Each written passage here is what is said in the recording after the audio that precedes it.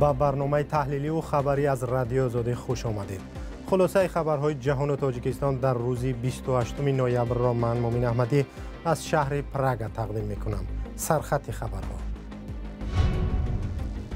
بعد دریافت کمک مالی و پرداخت معاش، اتوبوس‌های ارزان مسافربر در کوچه‌های خوجند به حرکت درآمدند. پیش از براندنامو معاش دادن، اویلیک، وقتامو چاق. آتش بس در غزه میان اسرائیل و حماس دراز کرده شد. یادی از قتل عام در اردوگاه در لبنان که چند ده سال پیش رخ داده بود. در نشست دوشنبه مخالفان طالبان گفتند که برخی سیاستمداران افغانستان دورویگی میکنند و هم با این گروه و هم با مخالفان آنها همکاری دارند. بعضی گروه های باشند که اونا دوست دارند در قدرت سیاسی با طالبان شریک باشه. به مو دلیل هم هست که شما از اونا دیدگاه سیاسی تا اکنون نشنیدین. برنامه را با خبری از خوجند ادامه می‌دهیم. مقامات در شهر خوجند با کمک بانک اروپایی چشم دوختند تا مشکل مسافربری در این شهر را حل کنند. پس از تنفس قریب یک ماه دوباره اتوبوسات در راه‌های شهر خوجند و اطراف آن پیدا شدند، ولی مقامات میگویند برای حل پوره آن منتظر کمک هستند. ریشه مشکل چیست؟ خبرنگار رادیو آزادی در ولایت سوخت فرزان محمدی تحقیق کرده است. چند روز اخیر در کوچه و خیابان شهر خوجند از نو اتوبوس‌ها را دیدن ممکن شد. مسافران تقریبا یک ماه باز از خدمت آنها محروم بودند. گفته میشد که قطع حرکت اتوبوس‌ها به قیمت شدن سوخت و نرسیدن معاش رانندگان بستگی دارد. رهبری نوی این نهاد میگوید مسئله های جای داشته تا جای حل شدند. ماهی سپتامبر اکتبر ما از سوزشواری هر ماه مبلغ سپریده سوزشواری بیشتر فعالیت ببریم. همون ما به مبلغ جدا شدگی نبود. از طرف حکومت سوبسیدی جدا میشد. سپتامبر اکتبر مبلغ جدا کرده دادند. ما همین اتوبوس‌های 20 عدد اتوبوس به خاص‌سایرها به کار آماده کردیم. به کار شروع کردند. بعد همین مبلغی سوزشواری سپریده به کار شروع نمودیم. بعد ما موزی مهنت به هم قرضدار بودیم. موزی مهنتی سپتامبر اکتبر هم پولنی ما موزی مهنتی وای کردیم. پرداخت کردیم. جمعبای جورایف از آغاز تأسیس کارخانه یعنی 5 سال باز همچون راننده کار میکند. وی میگوید بارها در گرفتن معاشش با مشکل دچار شده است، ولی حالا خوشحال است که دیگر باره به کار برآمد. مسافرها همشون پایداشتی بودن. این اتوبوس که یعنی استودنت، یعنی پنسیونر، یعنی بازارچی ها، یعنی مایوبا، همشون وقتاشون چاق. نه رئیسامو رحمت پیش از براندنامو معاش دادن، اویلیک، وقتامو چاق. آینده بکن قرصک عبدو طرف شود ناز میشه. به گفته مسئولان کارخانه در آینده نزدیک اتوبوس‌های بیشتر به حرکت خواهند آمد و خط سیرها با طرفه پیشتر باقی میمانند. هم رانندگان و هم مسئولان کارخانه میگویند درآمدی که از مسافربری به دست میآید خرج حرکت اتوبوس‌ها را نمیپوشاند. در این حال بالا رفتن نرخ سوخت سبب از کار ماندن اتوبوس‌ها می شود. بانکی اروپایی بابا حاضر برای 60 عدد اتوبوس رو به کار آماده کردن. ما به ما 3,200,000 پول جدا شد نزد. این لایحه حسابی وای این سامانی است نه؟ سامانی است. 3,200,000 پول جدا میشد. قسمای احتیاطی همین автошинای فرسوده شده و دیگر قسمای احتیاطی ما خریداری نموده. همین 65 عدد اتوبوس ما به کار ماندن در کار با خسارت شروع کردن کار. بعد از طرف حکومتی شهری دستگیری محترم رئیس شهر محترم رئیس ولایت ما دستگیری کردن. هر ماه 500,000 ما سوبسیدی جدا میشد. اون سوبسیدی برای سوزشواری برای همین اندازه سپردن بلوندن روزی مینات اینا جدا میشد. کارخانه نقلیات مسافرکشان در خوجند سال 2018 از حساب 26 میلیون دلار گرانت بانک اروپایی بازسازی و رشد 100 اتوبوس را وارد کرد و حرکت این نوع نقلیات اجتماعی را در خوجند و ناحیه‌های اطراف آن به راه ماند. فرزان محمدی، رادیو آزادی، شهر خوجند. گزارش دیگری از خاورمیانه: اسرائیل و حماس با میانه‌روی آمریکا و کشورهای منطقه برای آتش‌بس 2 روزه توافق کردند. جنگی اخیر بین حماس و اسرائیل وحشت چندین 10 ساله پیش را به یاد برخی آورد. قتل عام در اردوگاه‌های صبر و شتیله لبنان را که بر اثر آن در اوایل دهه 80 میلادی 3,500 نفر کشته شدند. همکارم زرانگیز نوروزشاه این صحیفه را ورق گردان کرده است. 16 سپتامبر سال 1982 اعضای واحد نظامی نصرانیان لبنانی معروف به فلنگ زیر رهبری الی خوبیکا در هماهنگی با ارتش اسرائیل به پناهگاه گریزه‌های فلسطینی صبر و شتیله در بیروت جنوبی حمله کردند. در 2 روز از 800 تا 3500 پناهنده فلسطینی و اهالی آسایشته کشته شدند. محمود سرور از آن حادثه توده جسدهای ورم کرده را در یاد دارد. او در این جنگ وحشتناک لبنان 7 تن از نزدیکانش را از دست داده است. وقتی به خانه در آمدم دیدم که آنها مادر و پدر و 5 برادر و خواهر مرا کشتند. سری برخی از همسایه‌هامان را از سن جدا کرده بودند. بعضی‌ها را بستند و تجاوز کردند. یک آسرخانه خورد در داخل اردوگاه شتیله نیز آن خاطره‌های دیرینه درد و جراحت و دربدری فلسطینی‌ها را نگه داشته است. این بازتاب حیات فلسطینی ها پیش از سال 1948 است.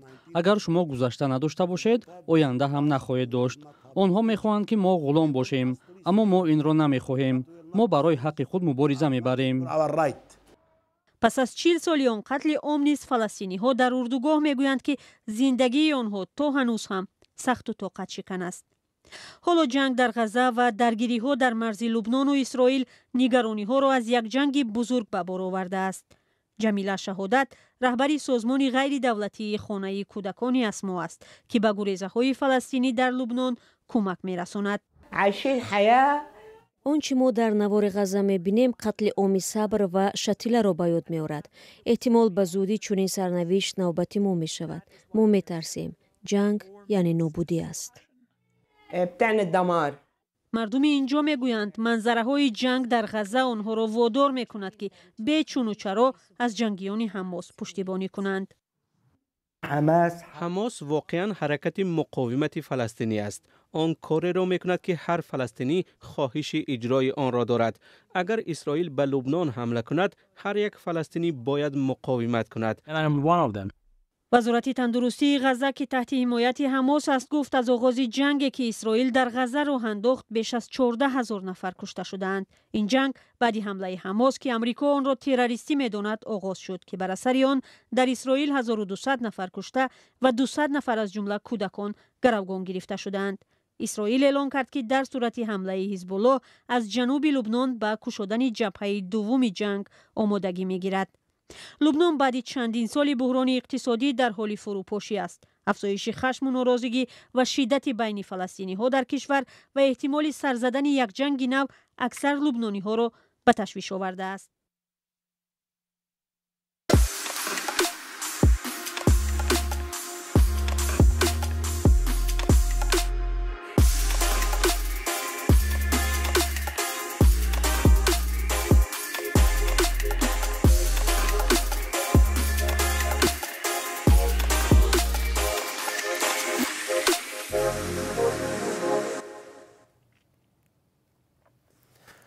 برمیگردیم به دوشنبه. امروز نیز بحثی آینده افغانستان در شهر دوشنبه با حضور چهره‌های سیاسی افغانستانی و مخالفان طالبان دوام کرد. اکثر شرکت‌داران این همایش معتقدند که طالبان تغییر نکردند و افغانستان را به یک پناهگاه تروریستان تبدیل دادند. طالبان گفته بودند که افغانستان جای امن برای تروریستان نخواهد بود. علیشیر ظریفی و براد یوسفی با برخی از شرکت‌داران این همایش صحبت کردند. جبهه مقاومت ملی افغانستان امید دارد که برای مبارزه موفقانه جهت آزاد کردن کشورشان از طالبان قبل از همه شکاف‌های ایجاد شده در جامعه را دربه کرد.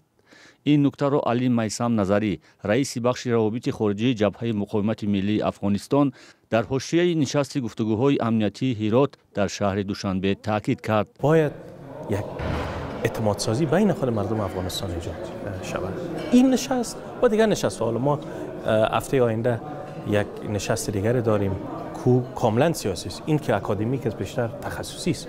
هفته آینده ما در شهر ویانا در وین در کشور اتریش یک روند داریم که دور سومش آغاز میشه به نام روند ویانا که برای متحد ساختن اپوزیسیون است، متحد ساختن نیروهای ضد طالبانی است، متحد ساختن آزادیخواهان و عدالتخواهان افغانستان است. مسئول بخش روابط خارجی جبهه مقاومت ملی افغانستان فعلا تغییرات در افغانستان را بدون همکاری با کشورهای منطقه و جهان غیر ممکن می‌داند. به قول او در این کشور به جز طالبان 21 گروه و سازمان‌های تروریستی حضور دارد که خطر جدی به منطقه و جهان است. فعلا به قول اعضای جبهه مقاومت ملی در مسئله افغانستان جامعه جهانی و اسلامی از استانداردهای واحد کار نمی‌گیرند. تروریسم یک آفت، یعنی یک پاندمی، یک اپیدمی تبدیل پاندمی شده. یعنی اگر در کابل تروریست‌ها حاکم باشند قطعا تهران آسیب می‌بیند، قطعا واشنگتن هم آسیب می‌بیند. یک علت پراکندگی در میان نیروهای مخالفین طالبان را برخی از شرکت‌داران همایش گفتگوهای امنیتی هرات در جاه طلبی بعضی افراد تاثیرگذار افغانستان می‌دانند. من فکر میکنم شاید در این بین بعض گروه‌های باشند که اونا دوست دارن در قدرت سیاسی با طالبان شریک باشه. به مو دلیل هم هست که شما از اونا دیدگاه سیاسی تا اکنون نشنیدین، اونا نظر خود بیان نکردن، اما هر اجتماعی سیاسی فکری، چی از جامعه مدنی، چی از بخش اکادمیه، چی هم از سیاسی، وقتی که آمدن نظر خود بیان کردن گفتن که ما افغانستان متعلق به مردمش میخوایم و نظام مشروعی که از مردم افغانستان نمایندگی کنه. کارشناسان تاجیک بر اینند که همایش گفتگوهای امنیتی هرات یک میدان تبادل نظر و فضاسازی است که نظر شرکت‌داران را به مخاطبانشان میرسانند، از جمله در مسئله قضیه افغانستان و طالبان. وضعیتی که امروز در افغانستان هست این نتیجه یک تعامل بزرگی ژئوپلیتیکی جهانی است. برای حل این قضیه به نظر من در حال امکان پذیر میشد که در کنار این خیل کنفرانس ها با کنفرانس های سیاسی دولت های با نفوذ با شرکت رهبرای دولت ها شود و در مورد افغانستان مثل کنفرانس بان یا کنفرانس های دیگر تصمیم قدرتی سیاسی اگر قبول شود بعدی حل میشد. اما برخی دیگر از سیاستمداران تاجیک محتوای سخنرانی‌ها و اظهار نظر شرکت کنندگان نشست 11 گفتگوهای امنیتی هرات در دوشنبه را تکراری و نامؤثر می‌دانند. این کنفرانس مکانیزم تطبیق مقصد کنفرانس رو هیچ معین نکرد. مکانیزم تطبیق مقصدش چی است؟ چون که اگر مقصد حکایت نقل چک باشد خوبی دیگر است. خوب، لیکن اگر چون موضوع افغانستان نامش که هرات است، لیکن در موضوع مشکلات افغانستان در موضوع بررسی کردن حل کردن کسی نمیخواهد چیزی که بگوید، حتی میترسد نام طالبا بگیرند. در نشست گفتگوهای امنیتی هرات که 2 روز ادامه یافت، حدود 150 کارشناس داخلی و خارجی شرکت داشتند. طالبان که بیش از 2 سال باز جلوی حکومت را در افغانستان به دست دارند و تشکیل حکومت عبارت از نمایندگان یک قوم و گروه نقض حقوق مردم از جمله زنان و دختران متهمند. طالبان این اتهامات را قبول ندارند. آژانس مهاجرت کاری ازبکستان خبری زد و خورده گروهی با اشتراک شهروندان این کشور را در شهر کراسنودار روسیه تصدیق کرد.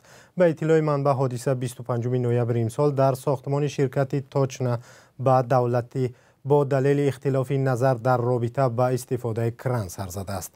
در خبرنامه گفته شده است که نمایندگان آژانس در روسیه در همکاری با رهبریت کارخانه و ساختارهای قدرتی برای حل مشکل چاره می‌اندیشند. سپاس که تا این لحظه ما را همراهی کردید. برای اخباری بیشتر شما با سامانه رادیو آزادی و صفحه‌های رادیو آزادی در یوتیوب، اینستاگرام و تلگرام و تیک تاک و ادنکلاسنیکی وارد شوید. اگر خبری دارید با ما نویسید. خدا نگهدار.